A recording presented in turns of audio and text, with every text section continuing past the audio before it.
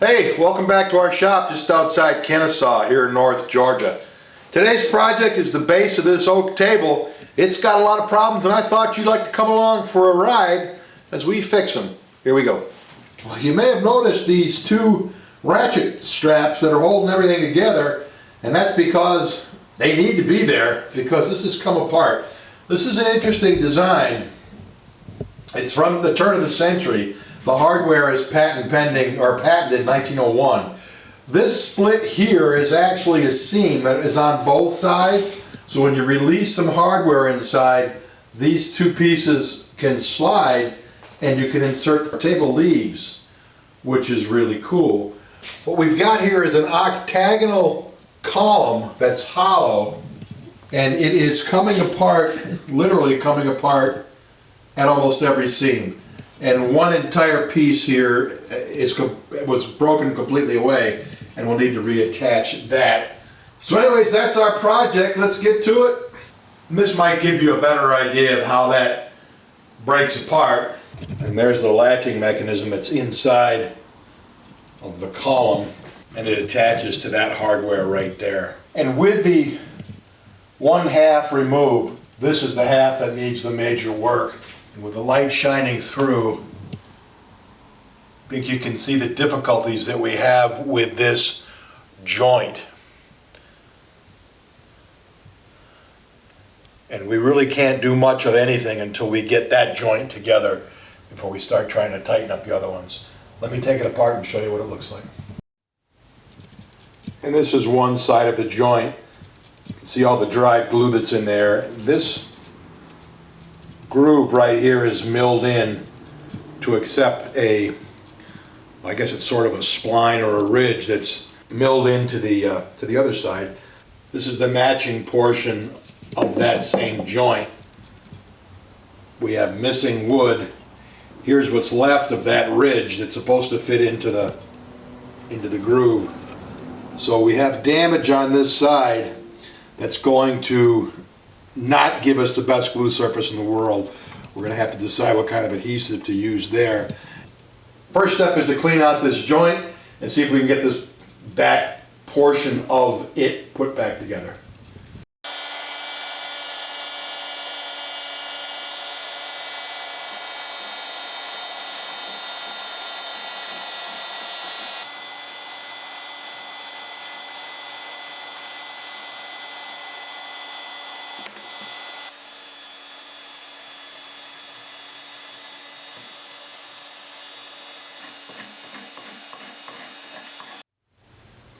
And with a lot of scraping, and a lot of heating, and a lot of razor blades and other work, I think we've got that surface ready to go back together.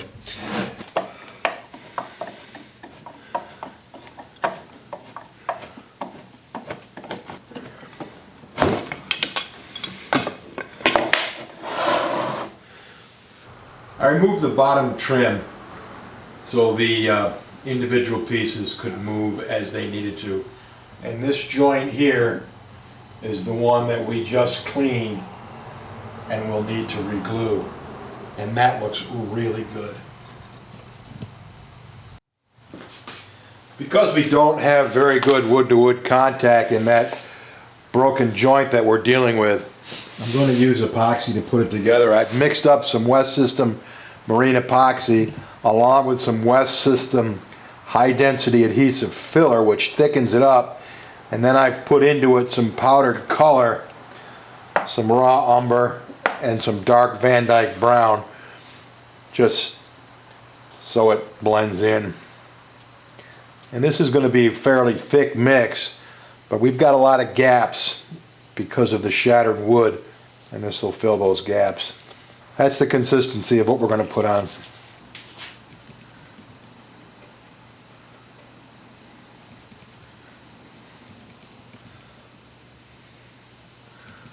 I want to make sure I work this down into any cracks and gaps in the wood, because in many cases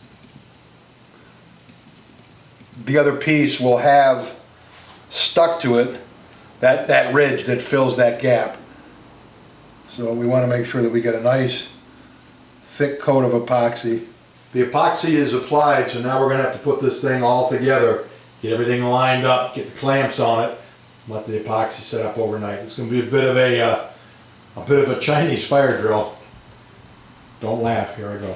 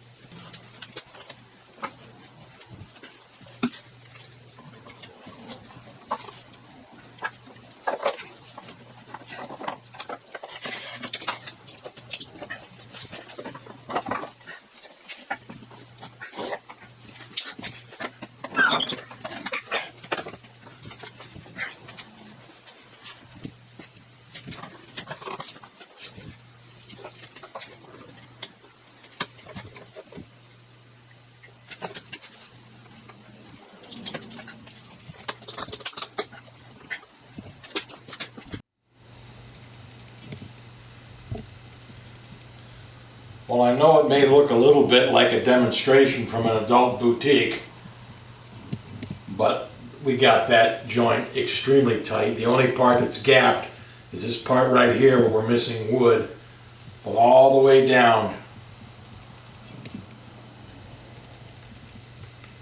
we're dead on. So once this piece, when we're going to let this sit overnight, once this piece is hard, then we've got two solid halves that we can work on, but the hardest part now is done.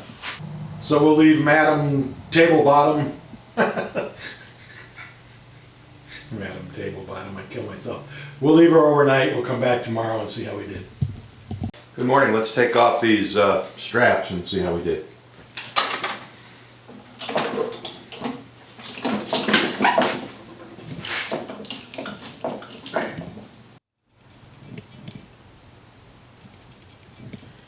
I'm real happy with that.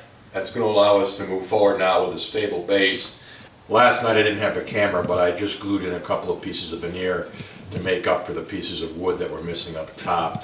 We've got a little bit of squeeze out we have to clean up there, but that joint is where it needs to be.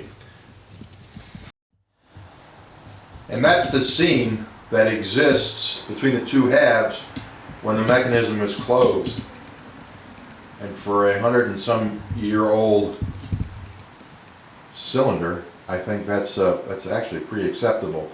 And with a chisel, I'm very gently scraping off any of the squeeze out of the epoxy, and then we'll get in there with some color if we have to, which we will, and blend that right in. And for the veneer that we put in, we're just going to take a chisel and trim this nice and flush. And in the few little gaps that we have, I'm just going to insert some epoxy putty to fill those tiny little gaps. All right, and I'll let that get hard for a couple of minutes, and then as it stiffens up, then I can tool that off. That's just a little bit of water.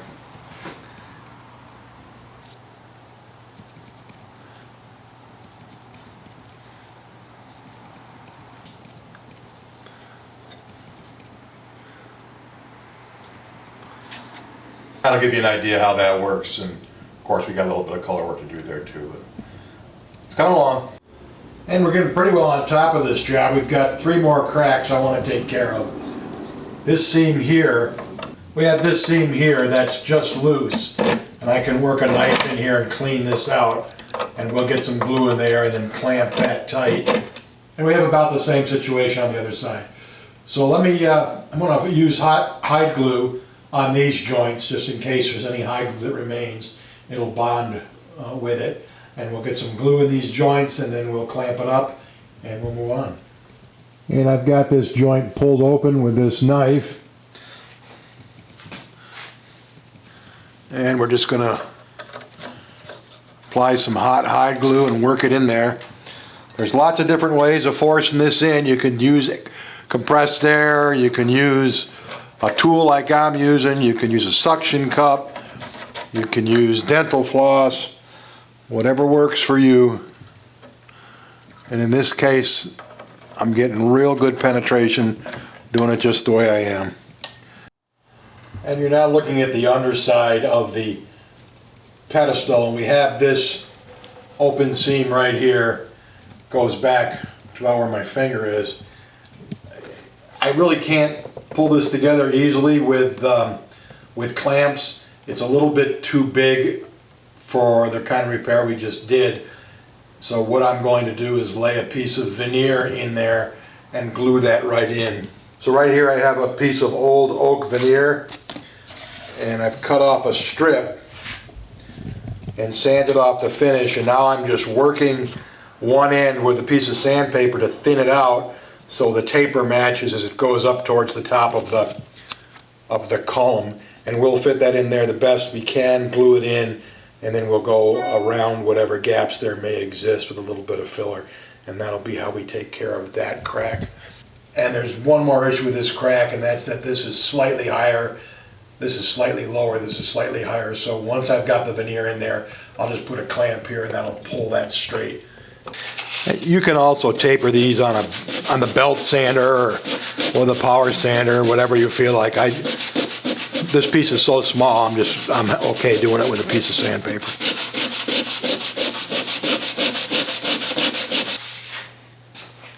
And we take it up here, see how it fits, and that's pretty good. I think we're about ready to glue that in.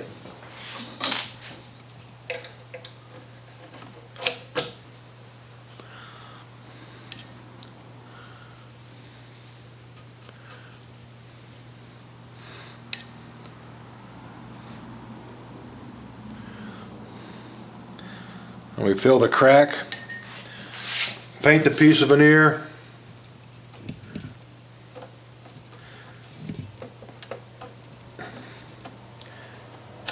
slide it right up as far as we can get it.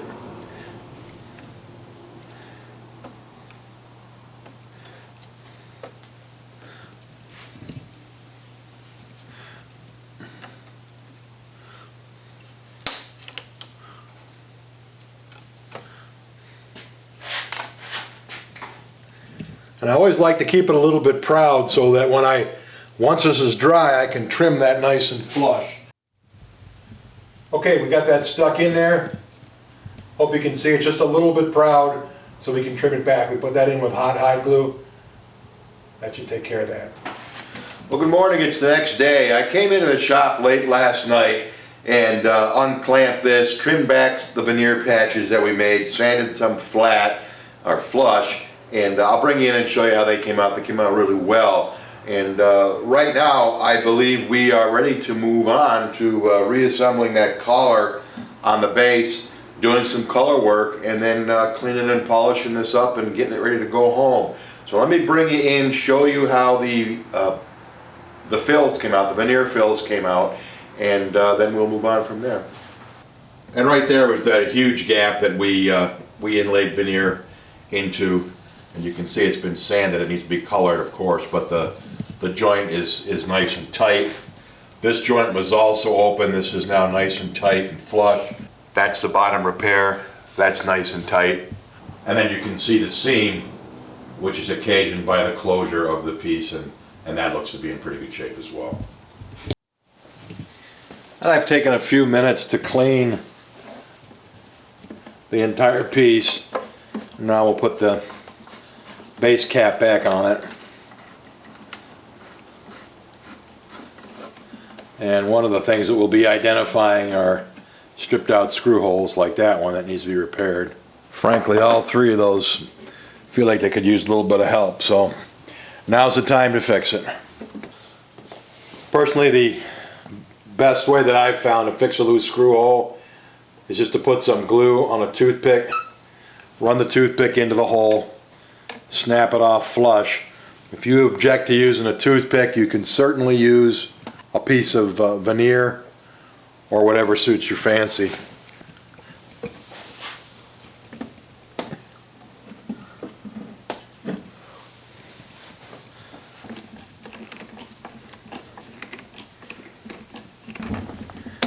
That's how we do it. And as a final touch, we'll put a little drop of oil right on the axle of the wheels, so they'll spin nice and easy. I'll take care of all the wheels and the legs as well. It's time to put a little color on. You've seen me do it 1,000 different ways. I'll show you another little technique. This is just a piece of terry cloth, an old towel. This is lac French padding liquid. It's basically just a thin shellac. And I dip this in here to get some of the padding liquid on there. And then I'm just going to put a little bit of color right on this using my finger. This is Van Dyke Brown, dark Van Dyke Brown, raw umber, and medium brown walnut. So I've chosen for the first layer Van Dyke Brown. And here's our target area. And just tapping this on and randomly. And this keeps it from looking like it's been painted on. And as we know, color isn't painted. Get some more on the tip of my rag here. I'm going to put a little bit of dark Van Dyke Brown in here because it's very dark inside these turnings. We'll put a little color on there. We'll dab a little dark Van Dyke Brown there. We don't want to, again, we don't want to get it so it looks like it's, you know, an even coat. We want it modeled so it looks like wood. And again, just using your artist's eye. Here again, it's very dark, so we'll use the dark Van Dyke Brown. To my eye, Van Dyke Brown is the color of walnut. It's a dark brown with a little bit of red in it. And the dark Van Dyke Brown, of course, is a little bit darker than the regular Van Dyke Brown. But in general, when you're coloring this type of thing, the Van Dyke Browns and the sometimes the raw umbers, but the raw umbers tend to be a little green.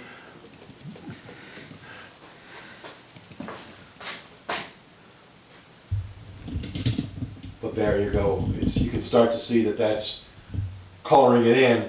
And once we get it the way we want, we'll just put a mist coat of lacquer on it and seal it in, and we'll be done.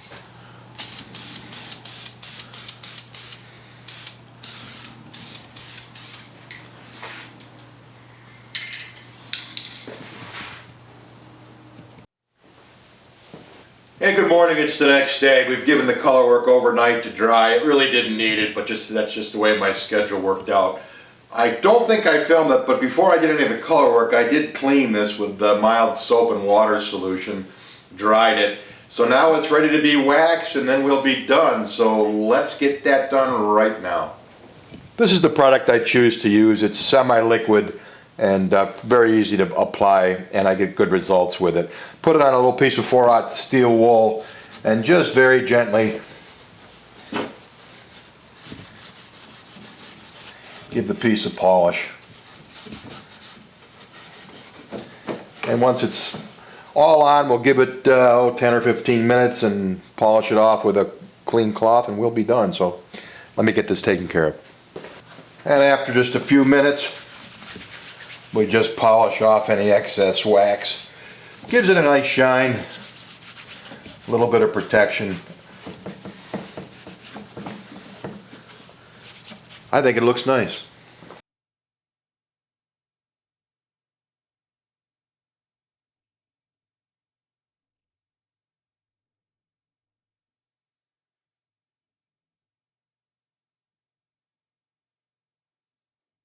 Well, that's going to do it for this one. I hope you enjoyed it. I guess a couple of the main takeaways on this project was using the existing structure of the octagonal base to clamp the broken piece back in without having to clamp it separately and make an elaborate jig at whatever angle we would need to hold it at. And then we demonstrated some techniques for using veneer slices to close up gaps, and then finally a different technique for applying color. So I hope you enjoyed it. I hope maybe you learned something from our shop just outside Kennesaw here in North Georgia. Best regards, thanks for watching. Take good care, and remember, it's just wood, color, and some shiny stuff. See you next video. Bye.